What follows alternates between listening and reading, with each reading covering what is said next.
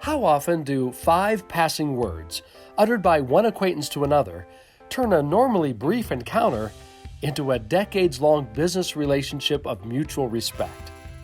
That's what happened to me more than 20 years ago when I first met the very talented Kathryn Hamm, then an account executive with the WUSA's Washington Freedom, one of the 8 teams in the first women's professional soccer league. Though I'm a straight man and Kathryn is a lesbian, this episode's conversation provides more proof that as equal members of the human family, there are certain outcomes all friends yearn to find, embrace, and celebrate. Hey, this is Rob Cornelis. Thanks again for joining me for the Game Face Execs podcast. And if you have recently read my book, The Sales Game Changer, How to Become the Salesperson People Love, you're going to love our guest today. Because in that very first chapter, I tell a story right at the outset, and that story involves my guest today. Her name is Kathryn Hamm. She is someone that I have long admired, respected, and I've wanted to have on our podcast ever since we began. And so, Kathryn, finally in 2021, welcome to the Game Face Execs podcast. Thank you, Rob. So glad to be here. It's fun to have this little reunion. It is. And, I've had many people comment to me about that story that I tell in the book, and they want to know more about you. And so I was tired of telling them myself. I thought, you know what, let's just get Kathryn on the podcast. Let's just make it linkable. So it's just, it's like you say, it's a great reunion. You and I first met, we think it's about 21 years ago. Yeah. We were in a different place in both of our careers. But let's go back. I was working with a women's professional soccer team called the Washington Freedom, where you were a leader. Yes. Take it from there. Tell us how you got into that job in Washington, D.C. I will say that professionally, it was a window in time that was one of the most fun jobs I've ever had. I had been actually working in independent schools in the Washington, D.C. area in the lead up and experienced some burnout at a school and was looking for something new to do, something different, something to take a break. And my wife and I were season ticket holders of the Washington Freedom. I played soccer my whole life. I went on to college to play soccer. So I felt I the same age as a lot of the girls of summer, the 1999 class, and I wasn't as good. So my career had ended. And yet there was this entity that I felt very passionate about and connected to. And I thought, boy, why don't I just send in a resume? I know soccer. I love being a part of it. It would be such a tremendous honor and pleasure to support this team and to support women's professional athletics, which when I was a kid, like that wasn't an option on the table for us. It just so happened that the day that I sent that resume in, they had just happened to let go an account executive. So I got a call from the gal who ran the sales operation, just saying, look, we've got this position. This is an entry-level position. It might not be your deal, but if you'd like to come in, we'd love to talk with you about it. As it may be obvious to your listeners or anyone who follows soccer, one of the fun pieces is I had just the right last name since our marquee player was the great and incredible Mia Hamm. So I like to say that I played right cubicle while she was out scoring a lot of goals and was really the just penultimate player and just such a wonderful asset for the club and for women's soccer, obviously. See, I always thought, Kathryn, that you got her a position on the team. Is that how it went? Maybe. I'm sure that I must have set up just the one shot that she needed to make to advance to the national team or something. Anyway, it was so much. I had so much fun. And that is what led me to meeting you was the league was looking to, I think, enhance and develop and support the skills of its account executives. So we all loaded up into our cars and headed down to North Carolina, and you were running a workshop on sales. And I'm a total dork. I love to learn. I love to sit in class. Like I was one of those kids that thought school was really fun, both for the academics and the athletics. So to sit in a workshop and get skills that were new or were being taught to me in a different way. And I was a young just as you were young, Rob. I was a young professional at the time. And so it was really great to get this sort of concrete articulation of skill set to help me do my job and hit my marks and so on. And so I remember it well because you're such a fabulous storyteller. You're such an energetic teacher. And I was completely enthralled by the educational opportunity. And obviously, the anecdote, which I was surprised and pleased to find in the start of your wonderful new book, I do remember talking with you after, and I remember feeling really moved and connected to what you were saying and teaching us. There was a mutual connection because obviously during the workshop, which lasted a couple of days, as I recall, Mhm. you were always very engaged. You asked great questions. You challenged me. Mm. And then when you came up at the end and we said our goodbyes, thinking that we of course would meet again, work again together. And what you said to me, and I'm not gonna steal my own thunder. I want my listeners and viewers to read that first chapter. But what Yes. you said to me just opened up for me a whole new perspective of what I do for a living. Mm. Mm. And so I've been forever grateful for that. And as I say in the book, I've shared that story numerous times to other clients. Mhm. And when they hear what you said, they all just kind of nod affirmatively, like, wow, That's she's so cool. insightful. Well, it must be our chemistry and dynamism because it was something that was very clear for me. It was organic in that moment. Hmm. It felt like a light bulb moment, I love those moments, right? I like them more when they're comfortable, which your workshop was. I like them less when I feel like it's like blood, sweat, and tears and lots of kicking and screaming to get through it. But I love those light bulb moments that provide suddenly insight, and just literally like turning on a light switch and it sheds light, which helps everything you're doing next be that much easier. Kathryn, I have to ask you though, regarding your start with the Washington Freedom, which Mm-hmm. is of course um, the league did not last too long, unfortunately. Mm-hmm. It's since been reconstituted now, Mm-hmm. but you went from education, Mm-hmm. you were in the classroom, is that correct? I was a counselor, a coach, and at that point, that last job, I was actually a high school administrator. So Okay, I taught, but I was doing a little of everything in the school side. for many of my listeners, sales, the whole topic, even taking a sales job, would be the Mm-hmm. last thing on earth they'd ever consider doing because, right, they're not quote cut out for sales. Yeah. I'm interested to know what was going through your mind coming from an administrative position, from a coaching standpoint, to accept the idea that, you know what, I'm going to take an account executive position. I'm going to become a salesperson. I mean, most people, won't touch sales with a 10-foot pole. So for Yeah. you, what happened? What was it just, hey, this is something I've got to do. It's a necessary evil to get to something better. Or is it something you actually aspired to? Yeah. It's neither or none of the above. There are two parts to the answer. The first, around what I was doing, was, as I was just saying a minute ago, like really, this was an extension to participate in something that mattered. This was really part of being a member of a team in a sport that I cared about and something I wanted, which was professional women's sports. Again, we forget how much has changed in such a short amount of time, but there weren't professional sports. I was a young kid who was just a sports junkie that grew up in a time where my sport wasn't in the Olympics. It now is. And we certainly didn't have an opportunity for professional athletics as a choice. So to me, this was a piece of that story. So that part just was really easy. I was like happy to do whatever.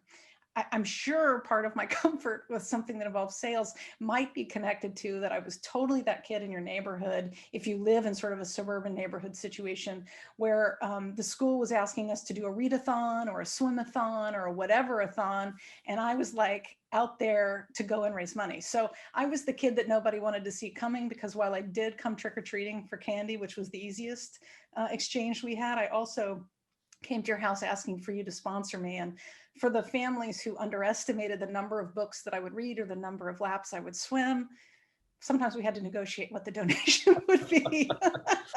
So, I guess I'm fortunate in being an extrovert and just seeing as an opportunity to be connected to something that's meaningful.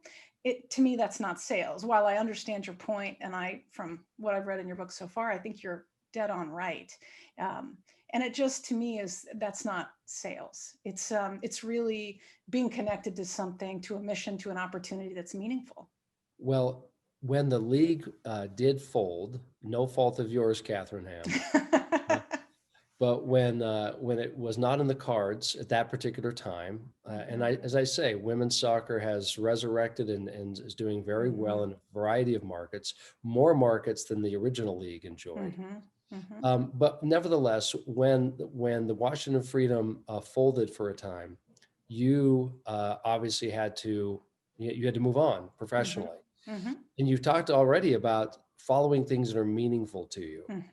So how did you, where did your career go next? Because I'm assuming you were not looking for a paycheck. You were looking for something that was meaningful to you. So can you Yeah. describe that path for us? Sure. And I would say that it's by the time I was in my third iteration of a career, from education to working in professional sports to working in the wedding industry, and we'll talk more about that, I realized as I was reflecting on what is this common thread, that I was always connected to something that had mm, some connection to social justice. So the education, the teaching of kids, the supporting women's professional sports and bringing empowerment for women and girls to the forefront.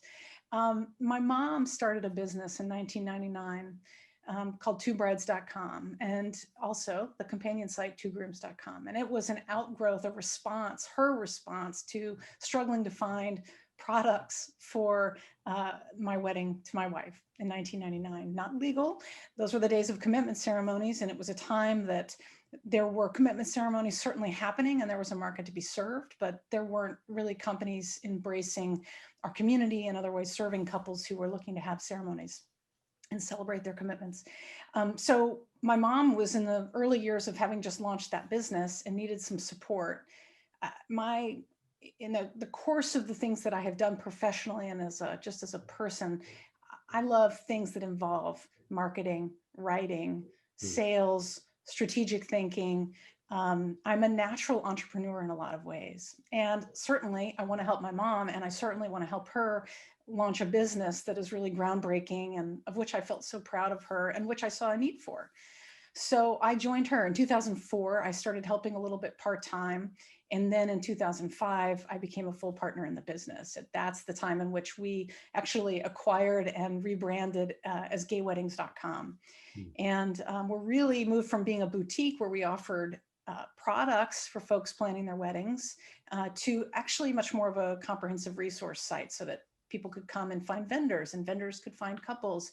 And this is really what moved me into the wedding space. So relatively quickly, I found myself referring to what I did as I'm a gay wedding expert, which I just find is hilarious. It still makes me laugh to this day. And truly, my expertise and where I have spent a substantial chunk of my time is as an LGBTQ wedding expert, working within the wedding industry, trying to support couples, trying to support wedding professionals, and otherwise trying to shift this space. So lots of fun stories that we can talk about within that. But I would just say to you that I found my way accidentally into it, and yet hindsight always being 2020, I can certainly see the path and understand quite clearly why it was a great match. And let me just add one more little thing I did along the way. Was I had gotten a master's in social work when I was teaching. So there is a piece of clinical work and communication and thinking from a community organizing standpoint. There were some ways in which my graduate level studies were also really well connected to this business opportunity. Well, I don't think it's too unusual that an entrepreneur would, if you will, fall into a business. Yeah. We've often been told that you should follow your passion. But if I look around the world and see successful entrepreneurs, with apologies to those who have been able to turn their hobby into a career, most of us, and I love what I do. Let's be clear on that. You love what you do, but many entrepreneurs do what they do. They start the business they do, not because they're passionate for that particular product or service, but because they do see an opportunity.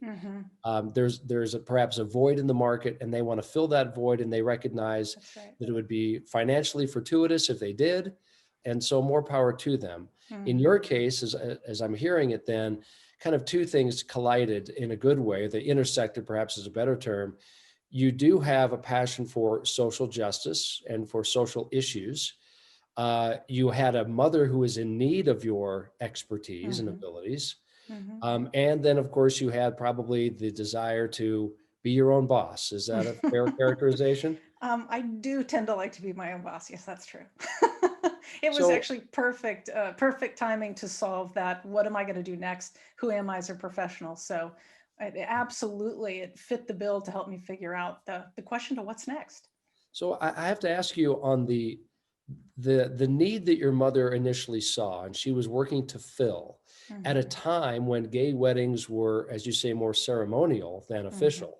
Mm-hmm. Um, at that time when you joined her, had you already gone through the experience yourself, or had that yet to come? Right. So this would the my wife and I had our wedding, which we called at the time a union. Language was still evolving, and what we were doing was relatively, again, new.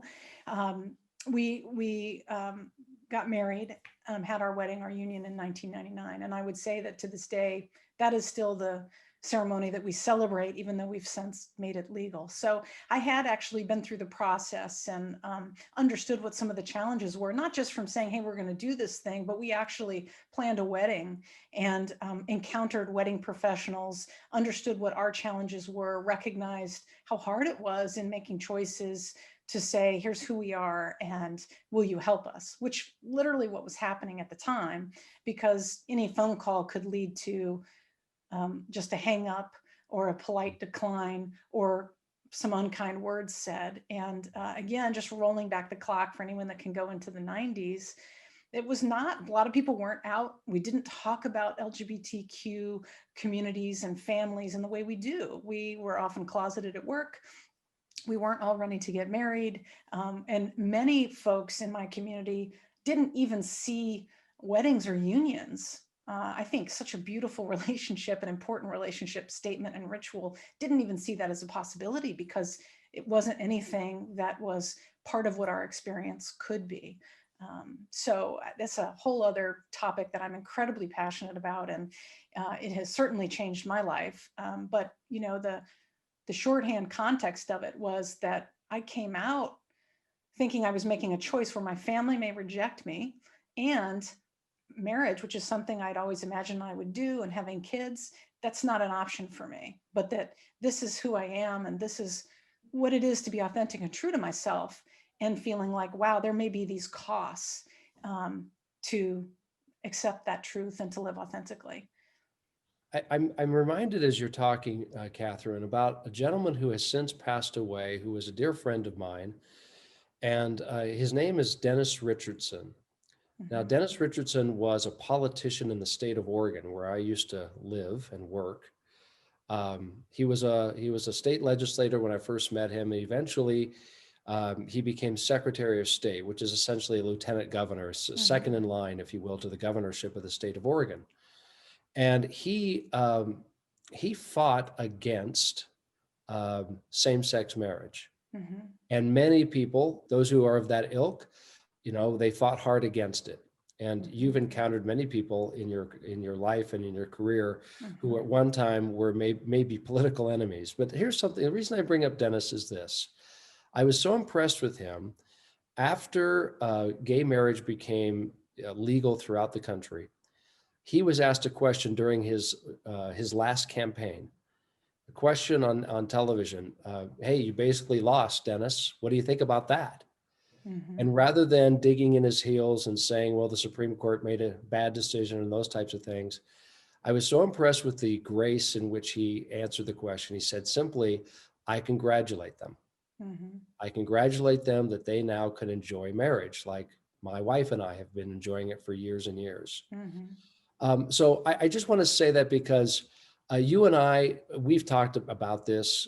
You and I aren't the same on every issue, policy, but there's a mutual respect. We kind of belong to the Mutual Admiration Society, you and I. And I love that about you. And I hope that's true what I just said, but it Mm-hmm. is, that's the way I feel about you.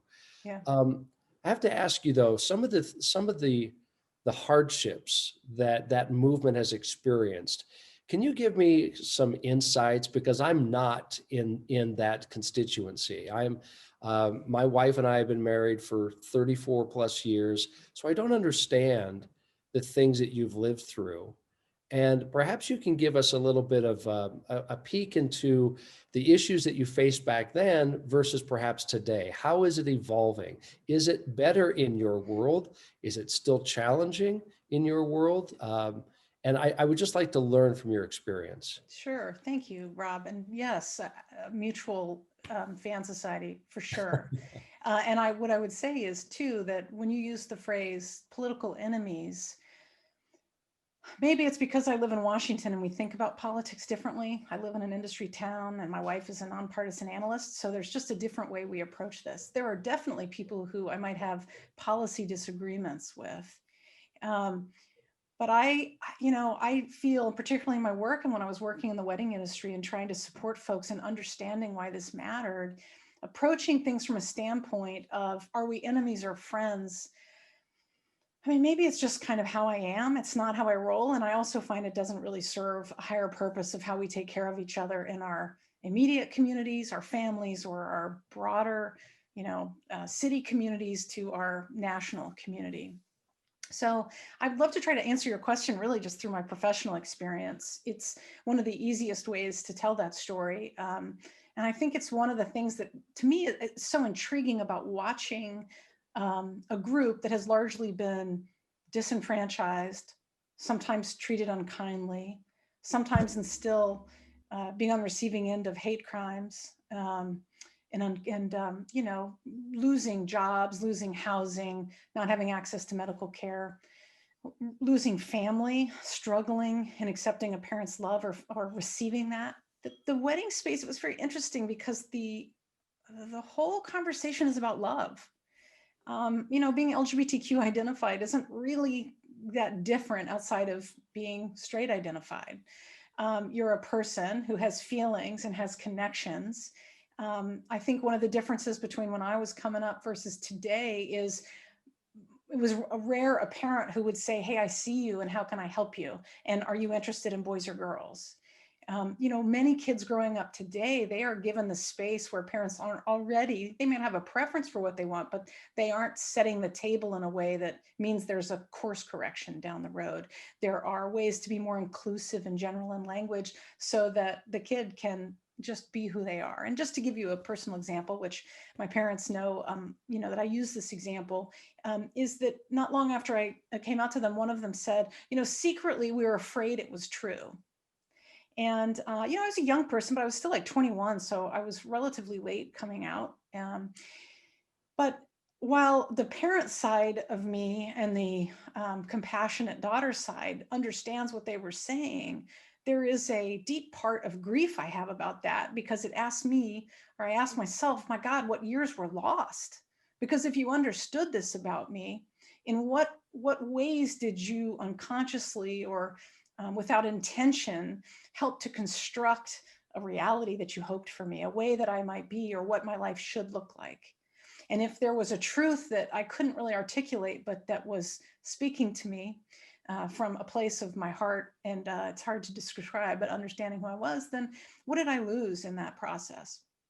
So just fast forwarding back into sort of the wedding industry and conversations I've had with a wide variety of wedding professionals, event planners, photographers, caterers, like you name it. There are also, one of the most interesting groups to speak with would be officiants, some of whom are religiously affiliated, some of whom are not.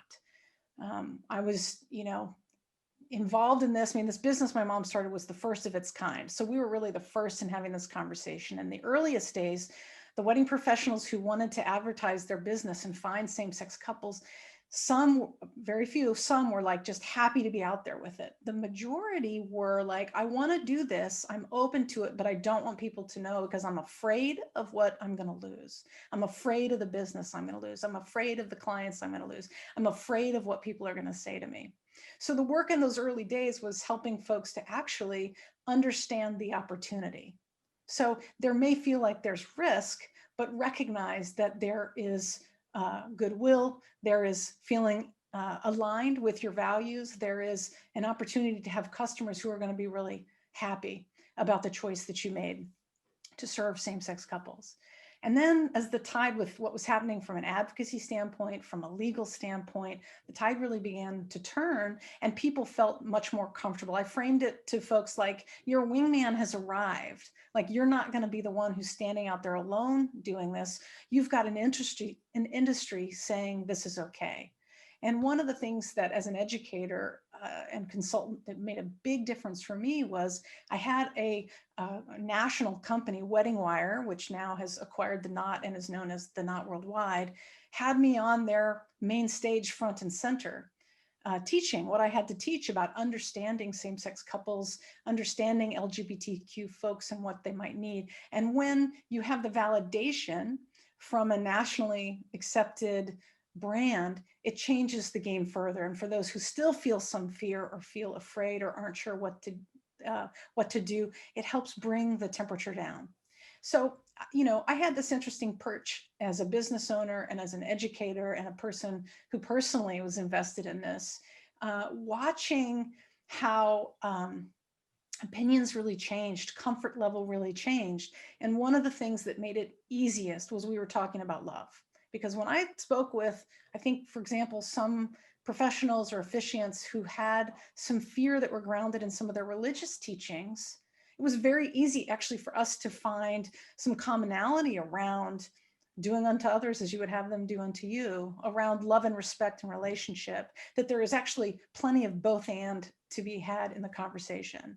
Now, I don't mean to be too Pollyanna about it either, Rob, because many days it came at some cost to me, because I'm sure you and your listeners might imagine, I've had some things, people say some hurtful things to me. That I was good enough as an educator and as a listener that they weren't recognizing that some of the questions they were asking and things that they were saying were deeply dismissive, were hurtful, were very less than. And I would just say it was in my commitment to say, I want to have this conversation and figure out how I can help you understand me more, which helps me hang in because I understand that you're afraid. How can we continue this conversation? Because I think there's plenty of room for me to get married and for me to support love, commitment, all these values that I know most religions are about at their core. I obviously cannot, and thank you for that, You're Kathryn. welcome. Thank you for your question. I obviously cannot anticipate the questions that my listeners and viewers may be having right now as they're listening to our conversation. So perhaps you could identify or even predict their questions better than I can. I'm sure you. So can you help me understand what are some common fears or questions people have about your industry, the gay wedding industry, that you have had to overcome, or that if you had a chance to speak one-on-one with them, and when you do, that fear is quickly overcome, or it's never realized because they have more information, more insight from you. Can you give us an example or two of things that you've encountered along the way? Let me think about that while I answer this first part, which is I went from being in the gay wedding industry, which it was actually more of a niche market, I would say, into the wedding industry. Mm. So one of the things is like one of the things I do professionally now is I'm a wedding pro for the Knot Worldwide, which means I provide education and support, which is really built around marketing for small business owners, which many wedding and event professionals are. I like to talk more broadly about inclusion. Mm. And obviously the LGBTQ community is part of that story, but there are so many other non-dominant groups, if you will. And oftentimes that's non-white, for example. In the wedding industry, it might also be non-female. So many of the men who are really routinely sort of disenfranchised and shut out from conversations are brought up to believe that weddings are about the bride or the woman. They're not about the couple or about him, which I spend a lot of time talking to wedding pros about. In some ways, the question you're asking is really about the old days. So much has changed. And I went from my first wedding conference where I said what I did, and like this woman who was based out of Richmond literally turned on her heel and walked away from me. She couldn't even tolerate the audience I said I was looking to support, to really being greeted and people very excited to tell me about a wedding that they've worked, or a friend of them who's gotten married, or something that they're doing that is really cool. And we actually just exchange tips around how can I work on the marketing practices in my business? What are the relationship things I need to be aware of? How do I work through some of these sort of, I guess, cultural competence is a general framing I use, so that, in other words, we try to do as much as we can to know what we don't know, so that we can be more open and available to support the client who needs our services. And maybe they found us and maybe they haven't. So for me these days, it's much more broad than that. Now, that said, service refusal was, a really big contentious issue. And I would suggest that even with the marriage equality legislation that passed in 2015, the service refusal question was really sort of a can that got kicked down the road. And so I would say to you, Rob, I don't have an answer about that. And I have, just quite personally, days of more grace and space to hold the conversation than others, depending on how tired I feel. Because it feels like we're in the place of, and this is, I think, sort of an American construct of somebody has to win this fight. And I'm not sure that we've come up with the creative solution to figure out how we provide space for everybody. Because the bottom line is something that is true that same-sex couples still wrestle with, certainly not in larger urban areas, but in certain smaller towns, for example, or some areas, they may say, hey, I'm looking for your services for my wedding. And the vendor will say, no, I refuse to work with you. I don't believe in same-sex marriage. Now, we can talk more about really embracing and upholding where folks come from in that. And there is a piece of, this is what my church tells me. This is what our community believes and supports. This is what I've always thought. Maybe it's linked to, I'm afraid of what might happen if I question this, or I'm curious about it. What I have come to find is never assume you understand what someone's reasoning or motive is. But in the end, it's really hard to be someone who comes in and is like, I'm looking for flowers, and someone says, no, your relationship doesn't count. So as an LGBTQ identified person, as someone who has a wife, and we have a son, who I don't want to know that there is this stuff out there, right? I mean, he does know, he understands it, but the thought that there would be this one side detail about us that might lead to being refused services, or told we're not enough, or we're not okay, or we don't count, which is how it feels, just speaking personally, it's hard. So I just would say, I guess maybe jumping ahead to where the question is, and it's the unfinished business, which is about service refusal and how we coexist and how we empower each other. And, how do I feel about that today? Today, with the last few years of what's been happening, I think it's even harder than ever, because I've seen people circle up wagons, and we have lost communication. We have struggled to find the bridges. We have struggled to build relationship and to listen to one another. We've struggled to remember the art of compromise. I think there is a responsibility for those of us who are in a dominant identity group. So for example, me being a white person, how can I approach my relationships and understanding what the experience is of someone who identifies as Black or African American in our country? How do we provide space if someone feels disenfranchised from an institution or a community or a belonging? So, thank you for the time to answer that. What I would say is there is a piece of advocacy, or some might say sales, in that. There's a piece of relationship building. There's a piece of engagement. There's a piece of, how we get to the end of the conversation together without hanging up on each other. Well, and another side of this discussion for me is the anticipation that there will be families that are coming together in a union, and there may, and let me just use a simple example, which may be stereotypical in nature, but one family is more traditional, as you might say. They may have religious beliefs that are very ironclad, and that's admirable. There's nothing for me. There's nothing that should be dismissed about that. I value, and myself am a traditionalist, as it were, when it comes to religious beliefs.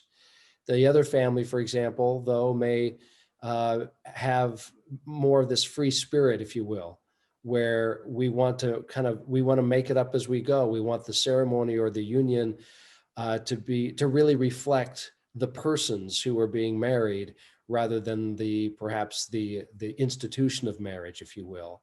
So I'm asking you as an expert, how would you counsel individuals, families that are coming together because of a marriage who may have different viewpoints on how it should be executed? Yeah.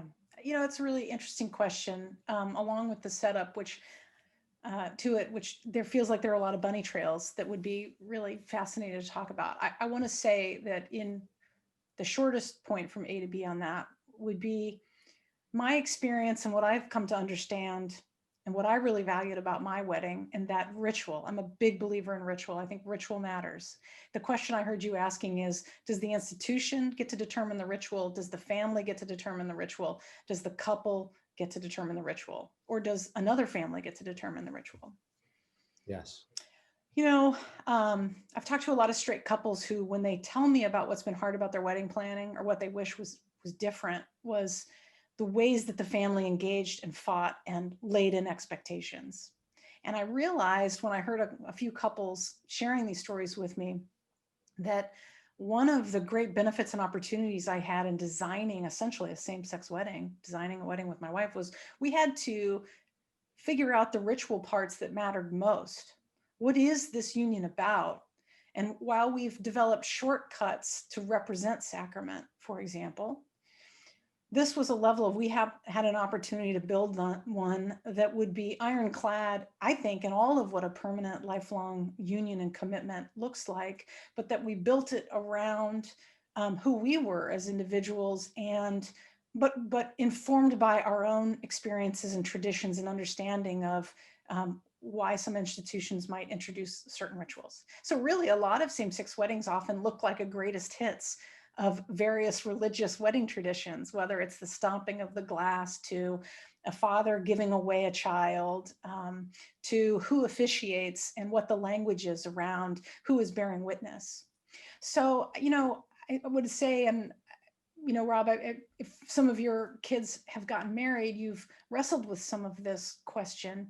And my counsel generally to the couples is to listen to what your folks have to say, but to remember that the union, that the ceremony is about you. And in my day, parents didn't even know what to do, and they certainly weren't paying for it. So there was no tension, right? Whereas if you're a couple that says, hey, we want to do it this way, but one family is like, hey, listen, we're paying for it, so we're going to do it our way. I just would say you're not really having an authentic, meaningful conversation that's about what really matters. And, that gets into family communication, that gets into what the couple wants. I would even challenge the couple. I think sometimes couples rush to the altar too quickly. And certainly in an era where we spend less time in communities and institutions that might support how we consider lifelong commitment and what that means, we get too fast, and that creates problems down the road. So, this is the social worker in me, right? There's a multifaceted answer to that. And I can't really give you a one size fit all outside of to say, as a professional, I tend to lean in protection of the couple because I think it is a universal issue that comes up for all families. I recognize my question was broad, and every It couple, was just perfect, Rob. Just yeah, perfect. everyone's, every situation's idiosyncratic, isn't it? And Mm-hmm. there's so much nuance to it and personality. So I appreciate your answer, and I think it's very fair. Now let's turn to Kathryn Hamm, the businesswoman, Mm. the business owner. You're in the wedding business, in the wedding industry, excuse me. And as I understand it, the pandemic really did a number on the wedding industry. Yes, yeah. The hospitality and services industry, it's for a relatively resilient and constant industry, it's taken a big hit. That is for sure. I'll say that I actually have done less consulting and have been less involved. I still do a little bit, particularly around small business consulting, but haven't been under the hood in the same way that I was before. In 2008, we struggled economically, and it was very interesting. That was partially with the rise of popularity and openness to same-sex weddings. So at that time, there was a way that there was this interesting economic storyline around this market that was interested and had dollars to spend because there was pent-up demand from couples who hadn't yet gotten married. I don't know yet how this is going to turn out for the services industry. There are a lot of folks who do this part-time, and I'm not sure that it would be sustainable for them. It may be that there's a whole new batch of young professionals who enter it because they lost their other jobs. And I think there is a difference if you're an officiant, if you're a wedding professional, if you're a photographer, for the folks that are in catering and an event, event rentals. It's very complicated, and I think that from a standpoint of people who are just looking to think about the bottom line, it's going to be really challenging.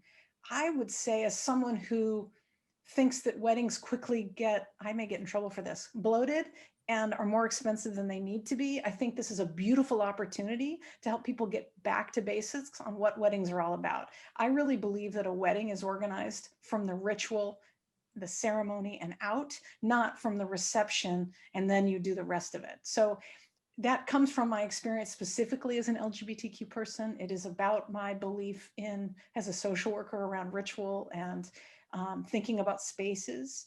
I think it's wildly unpopular with a lot of folks, but this is one thing that I hope becomes a good change. I want the very best for all of my colleagues in the industry.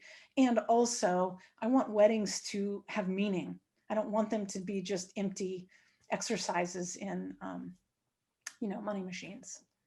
That's not the work I do. I haven't told you this before, Kathryn, but I have one of my sons is among his many talents. One thing he does on the side is he captures weddings through video. Mm-hmm. Now, I recognize, and he does as well, that everybody who has a camera phone thinks they can do that. Yeah, that's right. So, but he is a real artist, That's and fantastic. and one of the things that impressed me most about his work in this last year was how he was able to capture the intimacy of these very small scale weddings Yep. with the couple, perhaps their parents, maybe siblings at most, and of course the officiant. And it was just, they were beautiful videos, stories that he was telling through video that your earlier point, you don't necessarily see when there's a reception of 500 people. Yeah, that's right. That's right. Dance hall. So That's right. That's right. Tell us a little bit more about the other consulting that you do, areas of expertise that you have. I know you're certainly an author. We didn't talk about the book that you wrote about wedding photography. Right. Perhaps you can tell us a little bit about that, and then I'd also like my audience to know what you're doing today. What is capturing most of your attention today? So I would say, much like after my days with the Washington Freedom, I've been in a period of trying to figure out, what is it I do? I think you'll appreciate this, Rob, too. I was just reading chapter 2 of your book, and it occurred to me like, oh, wow, this describes intuitively some of the process that I've been going through. But that is trying to understand, who am I and what is it that I bring? What is the value proposition that I bring? And I found it really hard to define what I do because it's so many things. So the 3 categories that I've come up with are educator, strategic thinker, and partner in empowerment. And I end up doing that in any number of domains. I'm on the board of trustees for a school, so I'm interested in doing leadership work that's very strategically oriented. I do a lot of small business consulting. I've been doing some mentoring with folks who might not otherwise have had the same access to resources that I did as a young person graduating from school with no college debt, for example. And with the network I have, how can I help promote and support them in achieving their entrepreneurial dreams? I do a little bit of consulting in the wedding industry as a wedding pro through the Not Worldwide, as I mentioned. I'm a parent, and I also I do some work supporting my wife and her business, which is a little bit of a Jill of all trades sort of support for her.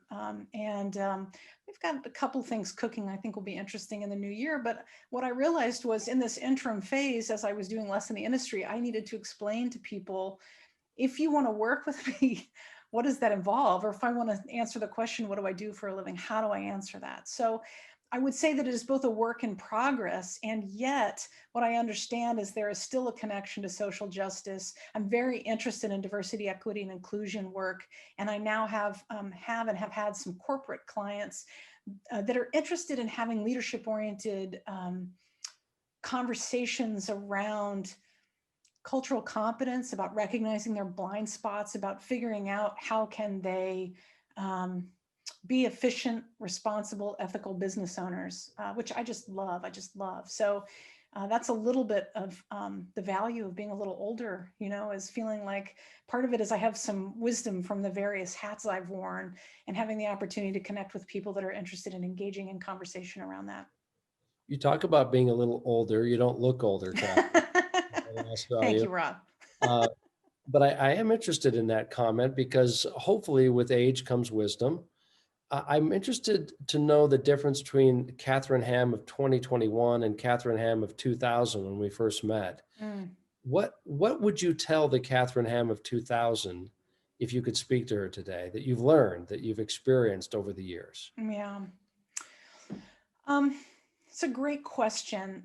And I think there would be different nuggets of advice from the concrete to the general. As you can tell, I love themes. And what I would say is at that time, I would have benefited from understanding a little more of how to engage more deeply in my listening to understand experiences outside of my own. And I would have also been aided with an understanding of how I think I always knew that adversity could be an advantage, but what I didn't understand was how I was collecting all these different experiences and relationships and professional moments and challenges that would actually come together and lead to the next thing. So one example, you referenced my book, The New Art of Capturing Love, The Essential Guide to Lesbian and Gay Wedding Photography. Rob, I've loved writing my whole life. Love it, love it, love it. As a kid, I was like writing journals. I was writing poetry. I loved my English classes, the whole 9 yards. There was a part of me that always wanted to write a book. Like, I just thought that would be really cool to be an author. And there is no way that I ever would have thought that what I would be writing would be a book about same-sex wedding photography. That just would have struck me as completely cray-cray. There's just no way. And as it turns out, my social work degree, my experience as an educator, my involvement in the wedding industry, my ability to recognize what small business owners needed to help them, my desire to make a difference, my desire to support marriage equality becoming something that we just stopped thinking about or arguing about and accepted as an opportunity for dignity for all couples to participate in these unions. It was a natural.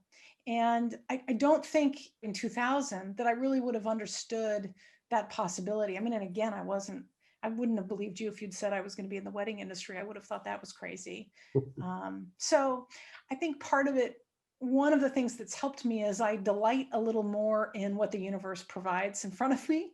And I look for what is it that sparks my interest and passion and feels like a connect, that it's time to show up. And here's a great outlet for me to do what it is I do, to be of benefit to my community and the people I'm engaging with. And it's also deeply satisfying for me to be able to exercise in authenticity, personal challenge and growth.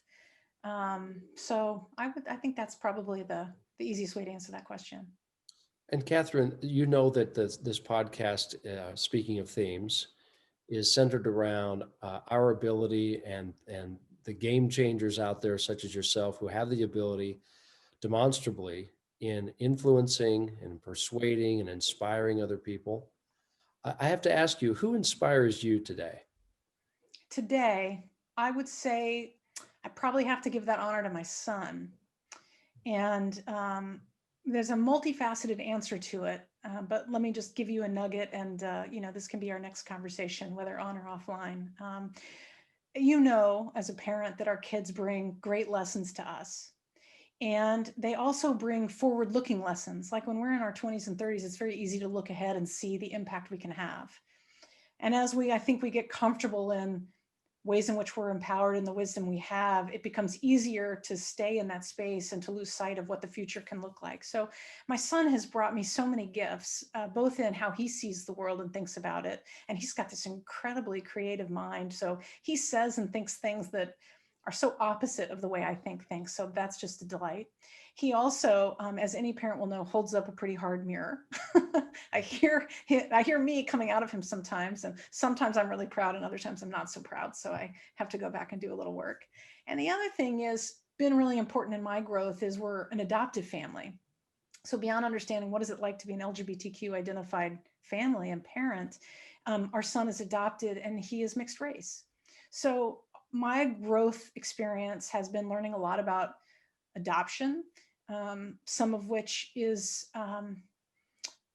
really wonderful, and a lot of which has some really hard truths connected to it that involve a lot of grief, involve a lot of trauma, and calls me to figure out how to hold some really hard things that sometimes are in competition.